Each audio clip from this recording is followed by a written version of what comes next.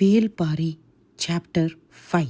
தனது நினைவில் இல்லாத ஒரு நாளை பற்றி கேள்விப்பட்ட கணத்திலிருந்து கபிலர் சற்றே அதிர்ந்து போயிருந்தார். தான் உட்கார்ந்திருக்கும் மரப்பலகையை விரலால் கீறிக்கொண்டிருந்தார். எவ்வளவு அகலமான பலகையாக இருக்கிறது! அப்பொழுது ஒரு பெண் சிறு மூங்கில் கூடையில் நாவற்பழங்களை கொண்டு வந்து கொடுத்தாள். அதை வாங்கி கொண்ட கபிலர், இது என்ன மரம் என்று கேட்டார்.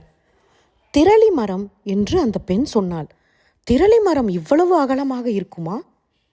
இது நடுப்பாகம்தான், அடிப்பாகம் இன்னும் அகலமானது.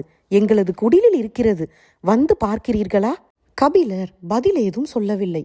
திரளி மரம் பற்றிய பழம்பாடல் ஒன்று நினைவுக்கு வந்தது. தன் மனைவியுடன் இருந்தாலும் அழகியை நேசிக்க எந்த ஆணும் தவறுவதில்லை.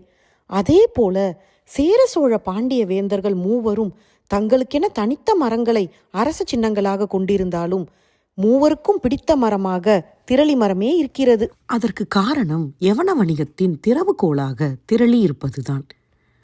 பெரும் மதில் போல் கடலில் மிதந்து கொண்டிருக்கும் யவன கப்பல்களில் மிளகை ஏற்ற கரையில் இருந்த ஒற்றையடி மரத்தாலான தோணியில் எடுத்து செல்வார்கள். அந்த தோணி திரளி மரத்தால் ஆனது.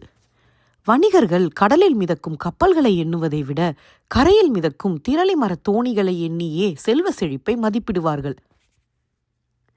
பெரும் வணிகத்தின் திறவுகோலாக இருக்கும் திரளி இங்கு படுத்து உறங்கும் பலகையாக கிடக்கிறது.